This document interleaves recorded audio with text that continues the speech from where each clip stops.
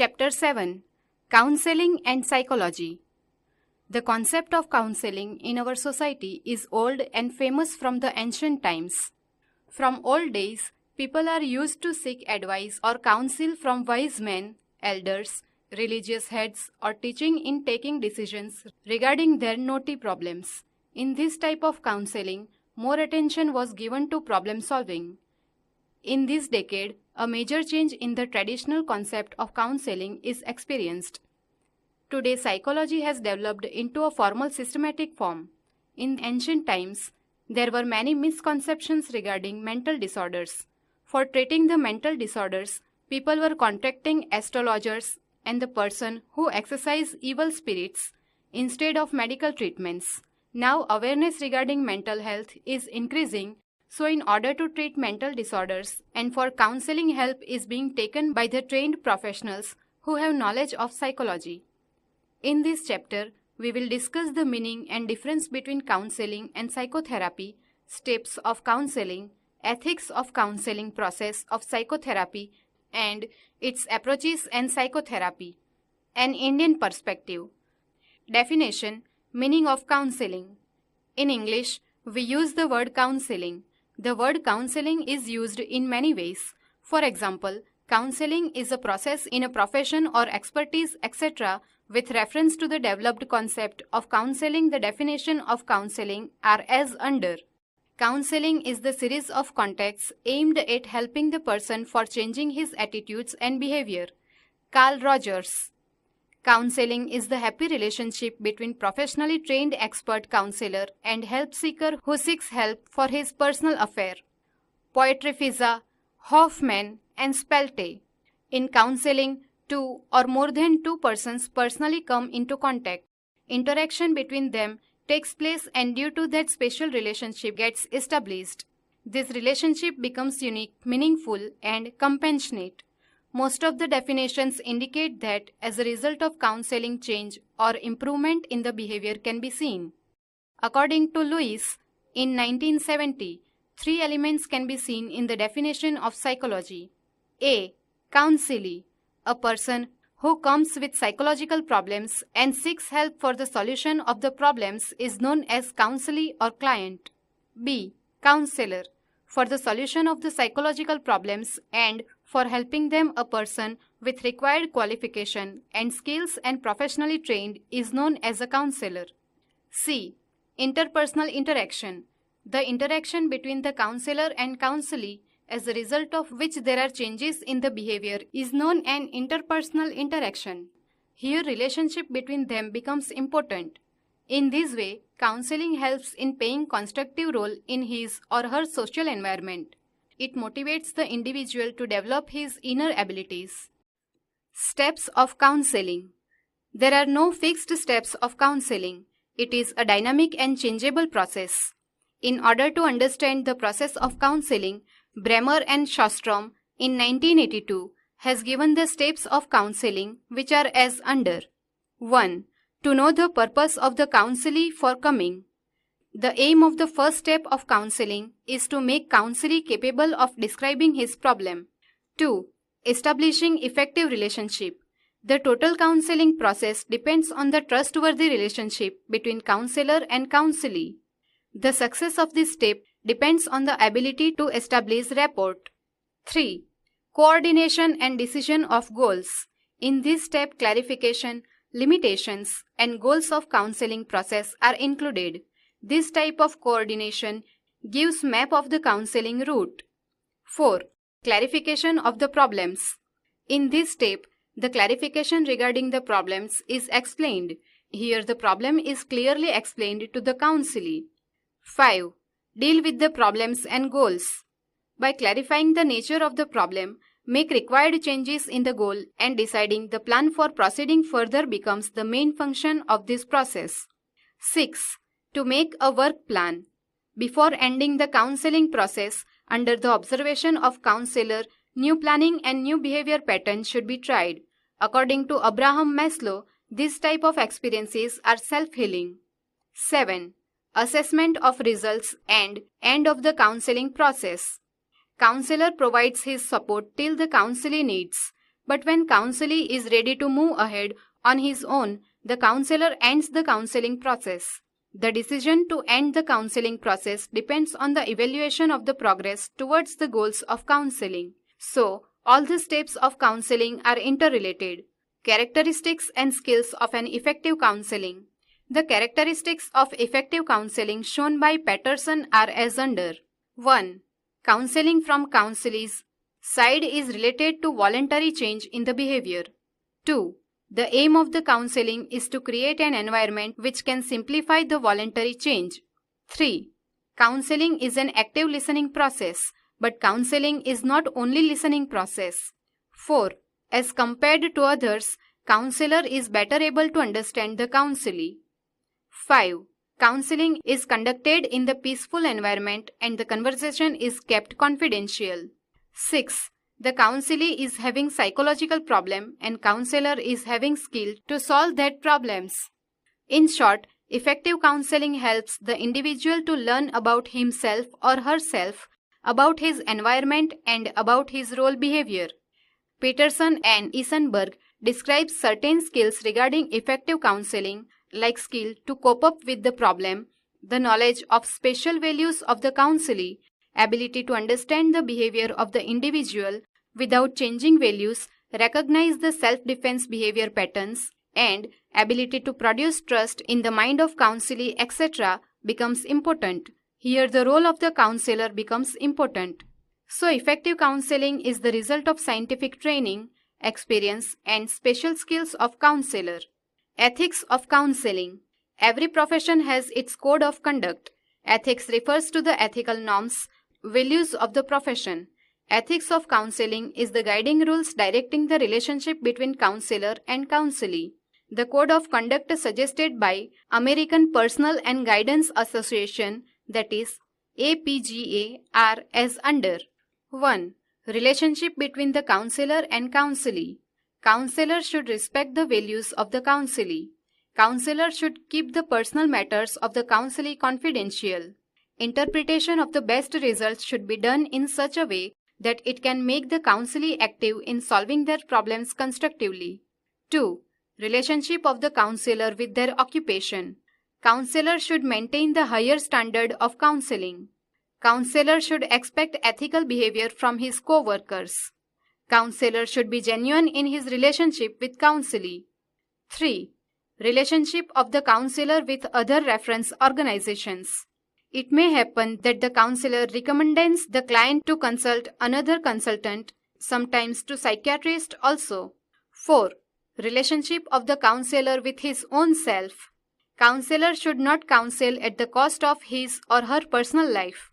In India, the code of conduct for the counselor are given by National Vocational and Educational Guidance Association, that is NVEGA, in 1980. Psychotherapy. In human life, mental and physical health is very important. For the physical problems, we take the treatment from the doctors. For the treatment of the mental disorders and for guidance, the role of psychiatrist, psychotherapist, and clinical psychologist becomes important. Here we will talk about psychotherapy. 1. Definition of psychotherapy. In psychotherapy, professional relationship is established between the trained psychotherapist and the counselee who is having problems. Clinician develops the resulting and acceptable behavior patterns through which the problems of the patient or client get solved, as a result of which the mental health of the patient is improving. The various definitions of mental health are as under. Psychotherapy is the treatment of mental disorders by using psychological methods. James Draver. Psychotherapy is a process of solving problems or illness by using psychological methods. The problems solved by the psychotherapy are usually emotional or psychological. Lehner and Cube. So in psychotherapy, patients learn to change one's feelings and attitudes and also learn valid evaluation of the life events and experiences with the help of a trained expert therapist. 2. Difference between counseling and psychotherapy. A close relationship can be seen between psychotherapy and counseling. Both the words are sometimes used as a synonym. Sometimes these words are used for showing different processes. some experts have shown the difference between counseling and psychotherapy. Bloch in 1966, Pietrofessa, Hoffman, and Splette in 1984, by showing the difference between psychotherapy and counseling, states that the aims of psychotherapy are therapeutic, whereas the aims of counseling are developmental and educational. According to Bremer and Shostrom, the difference between psychotherapy and counseling is as under. Psychotherapy 1. It gives support and is helpful in the life crisis of the patient. Counseling 1. It gives acknowledgement to the usual life problems of the counselee. Psychotherapy 2. It put more stress on the past experiences and trauma. Counseling 2. It gives more importance to the present life problems. Psychotherapy 3. It gives importance to the subconscious and conscious mental operations. Counseling 3. It touches the conscious mental processes. Psychotherapy 4. Here analytical view is adopted for the problems. Counseling 4. Here problem-solving viewpoint is used. Psychotherapy 5. It is related to the treatment of severe type of emotional problems and neuroses. Counseling 5. It is related to the solution of the mild emotional problems. Psychotherapy 6. Usually the process of psychotherapy lasts for the longer period of time. Counseling 6. Counseling process is for the short period of time. 3. Process of psychotherapy. The main goal of psychotherapy is to make the patient more creative, self-aware, and re-establish him in the social environment. The process of psychotherapy is divided into 3 parts. First, the initial phase. In this phase, first, the therapeutic alliance is established, which is known as rapport. Patient and psychotherapist both together undergo a contract to carry out therapeutic measures, decide their goals and objectives, and also the limitations. This phase is important in many ways.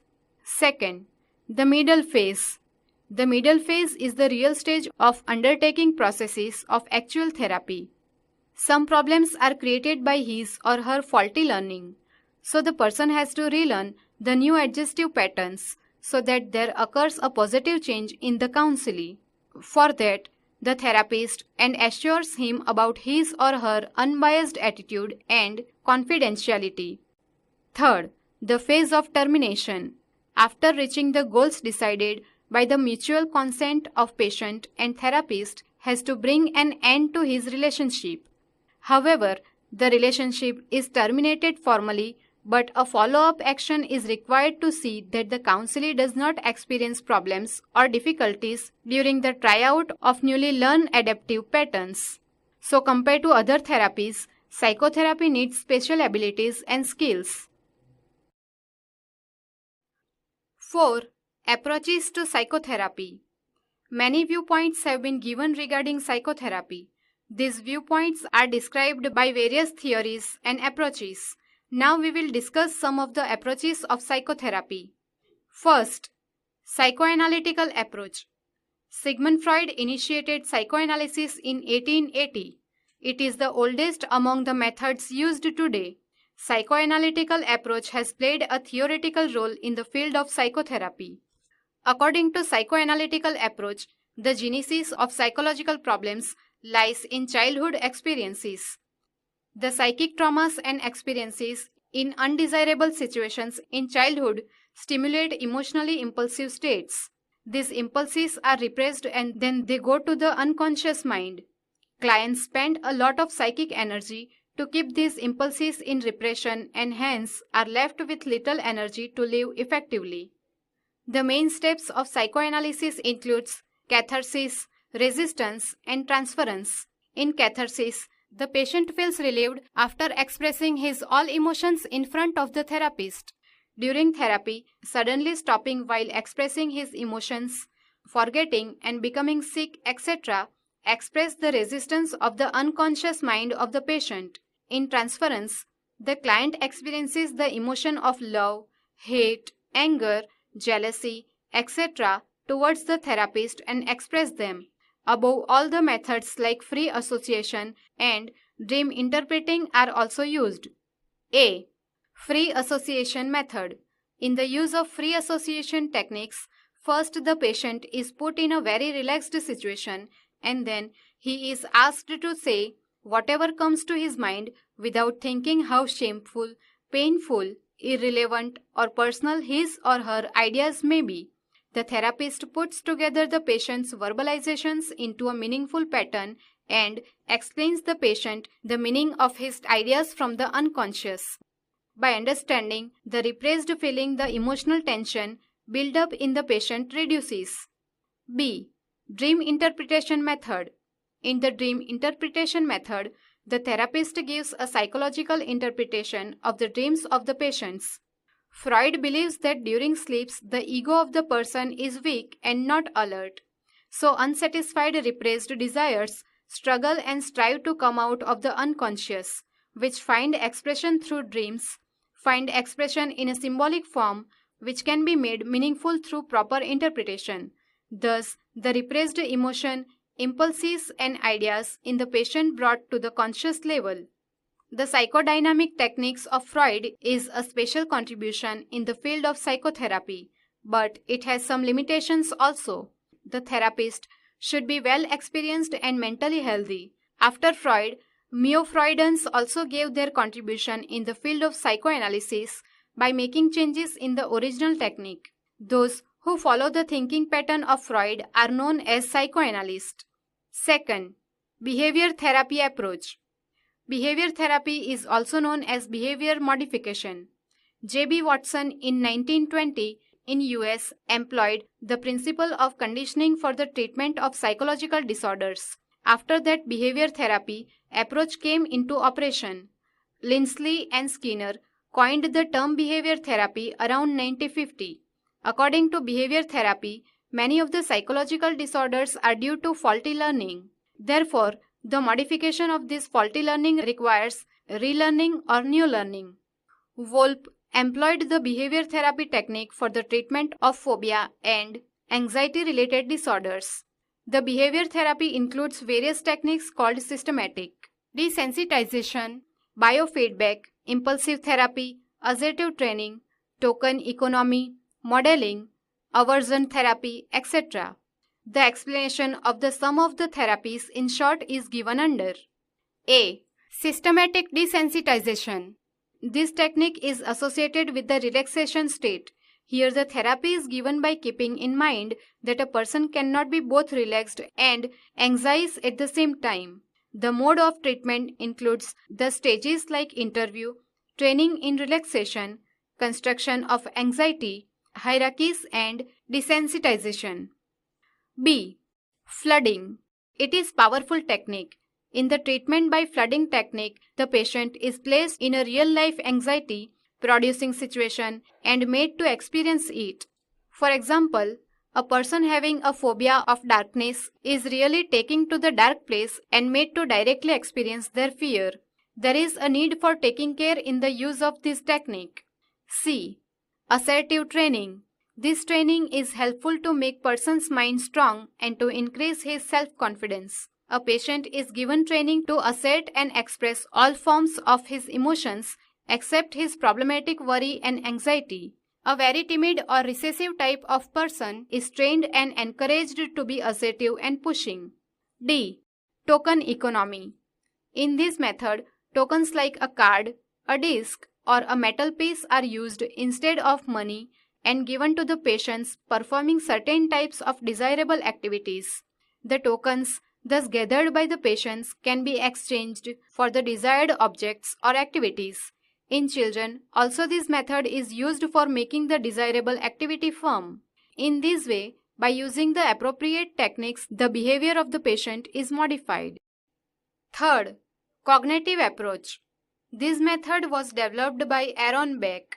This method or therapy is widely used for the treatment of depression. This therapeutic method helps the patient to recognize his negative thoughts, errors in thoughts and reasoning, and misjudgments in interpretation. The therapist helps the patient to try out the new interpretations and find out new ways of thinking in the daily life. Beck's method has been successfully applied to panic disorders and anxiety disorders. A. Cognitive therapies. Albert Ellis and Aaron Beck are the pioneers in the use of this therapeutic technique. In last 2 decades, there is a significant increase in the use of cognitive therapy due to their efficiency, especially in treatment of depression and anxiety.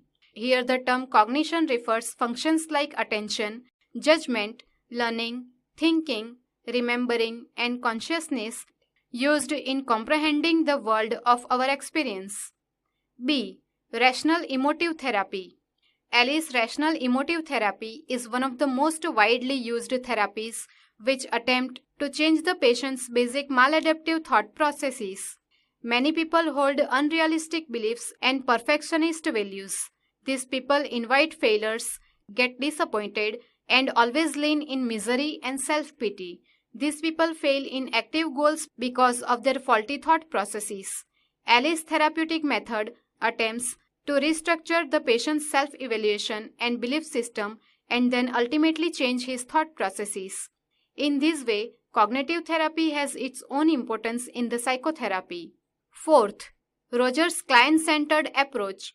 Carl Rogers, while working as a therapist, developed a client-centered approach. In his book, Counselling and Psychology in 1942, he presented this new approach in which importance is being given to the quality of relationship between counselor and counselee. Rogers sees the therapist as a creator of comfortable environment which helps the counselee to proceed towards his self-development. This approach presents the positive and optimistic thought regarding human nature. According to Carl Rogers, aim of every individual is to be fully functioning and remain active. In Rogers' opinion, higher is the coherence between individual self-concept and his experiences. Better will be his mental health. Rogers' client-centered therapy puts more stress on the relationship between counselor and counselee. Here, the skills of counselor becomes more important than the counseling technique. The basic assumption of this approach is that if proper conditions for the development are established, then the client will become capable of gaining insight and will take positive and constructive steps towards the solution of their problems. In Rogers' approach, following conditions are required for the treatment. A. The direct psychological contact is necessary between the therapists and client. B. The counseling becomes more successful when the client is at the lowest level of his anxiety. C. In the relation between the counselor and counselee, the counselor should be frank and consistent, which refers to words and feelings. D. Here we should accept counselee as an individual and show respect to him or her. E. Therapist tries to understand the client's feelings by imagining himself in the patient's situation and then proceed for the therapy. F. The therapist tries to justify his understandings by asking the client and try to understand him. In short, in this therapeutical process, when a client considers himself ineffective in solving his problems, he gets ready for the treatment. He feels relaxed on the onset of the therapy. His thoughts are reconstructed. The client develops positive self-image, understands the reality, and becomes able to face the real experiences independently. This approach has put great impact on the counseling profession. This approach has developed a new site in the field of counseling. So, all these approaches have important contribution in the field of counseling. Therapy, an Indian perspective. When you have a look at ancient Indian literature, you will come across varieties of practices used for treating psychological disorders.